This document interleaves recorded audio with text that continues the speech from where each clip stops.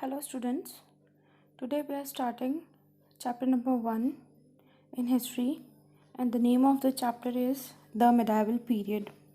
So before starting with this chapter, we take some recap of class 6th. In class 6th, we have already read about the ancient period in which we have covered the Stone Age, Harappan civilization and the Vedic Age. Now we see where the medieval period lies. History is divided into three parts: ancient, medieval, and modern. So let us know what does the word medieval mean. The period that lies between ancient and modern periods of history is known as medieval period. In class 6th we had read about ancient period, in class 7th we are reading about medieval, and in class 8th we will read about modern. In India, medieval period ranges from the beginning of the 8th century to the end of 18th century, that is nearly 1000 years. The medieval period can be broadly divided into two phases: the early medieval period and the later medieval period. Early medieval period is centered on the power struggles among religious kingdoms of both the North India and South India, whereas the later medieval period is associated with a number of invasions by Muslim conquerors from central India. So, the medieval period is divided in these two phases: the early medieval period and the later medieval period. Now, what is cartography? The skill of map making, which is also called as cartography, was unknown to the ancient Indians. Contact with the Arabs and Europeans introduced India to cartography. Most of the maps was drawn by sailors and hence they show the coastal areas in details. The first map developed was made by Arab geographer Al-Idrisi in 1154 CE. In the medieval kingdoms of India, there was an elaborate system of administration. In this administration, large-scale trade, many types of crafts, and religious cultural activities all together happens. All this require a need to keep a record, so keeping record become an important job of those times. Medieval documents includes records of land revenue, land grants, work of religious literature, and specialty written on behalf of kingdoms.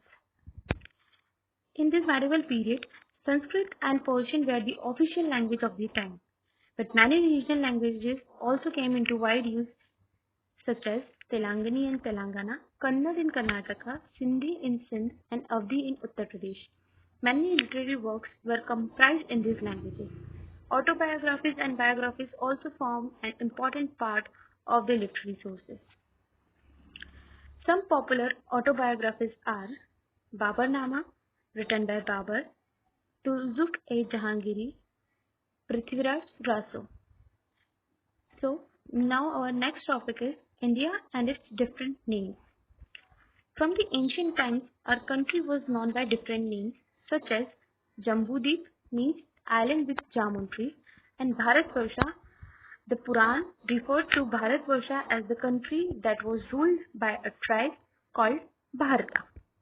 So, Jambudip and Bharatvarsha. Next is Sapta Sindhu. India was also known as the land of people who lived along the river of Sindhu, which now as present called as river Indus.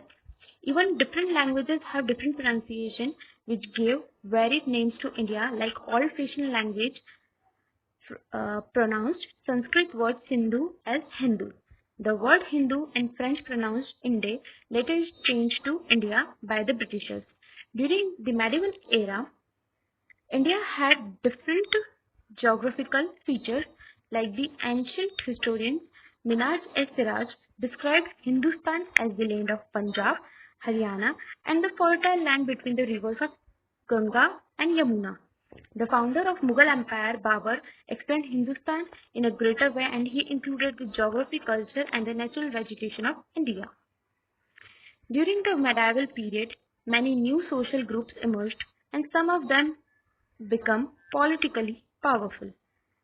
Among the powerful rulers were the rulers of Rajasthan. There were the Rajputs, the Sikhs ruling in Punjab, Jats were from Haryana, Ahoms of Assam, and the Marathas from Maharashtra. Other social groups were also observed in the caste systems, like Rajputs were observed into Kshatriya caste. With the expansion of agriculture and trade, many traders and wealthy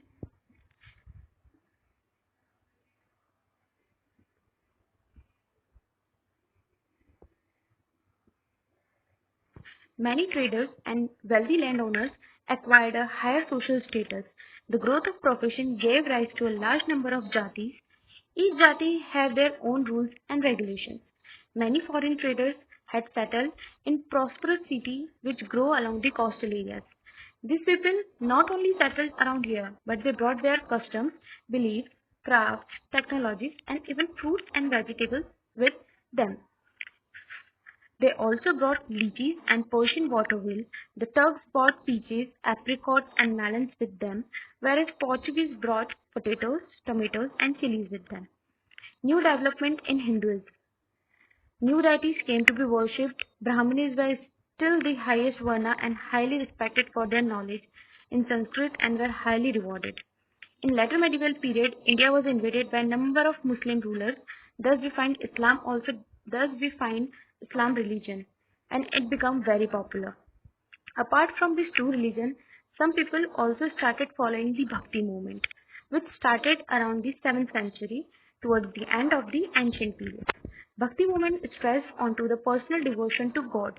Sufism also spread along the period of medieval times. Sufi philosophy was basically Islamic, but it influenced the Hindu, Greek, and the Buddhist religious ideas. Now, the archaeological findings. In this period, construction of magnificent buildings such as forts, temples, palaces took place. With the help of these buildings, we understand the architectural styles and different types of materials used in the construction. The Qutub Minar, the Red Fort, and the Jama Masjid are some famous monuments of the medieval period. Now, next, coins and inscriptions. Coins. These are made of gold, silver, and copper. They help us to reconstruct our past and highlight the development of scientific technology. It helps us to understand the names and titles of the king. Inscriptions. These are writings engraved on the metal rocks and stones of the king. So here we complete our chapter. Try to understand it properly. We'll meet with the next chapter soon. Till then, goodbye.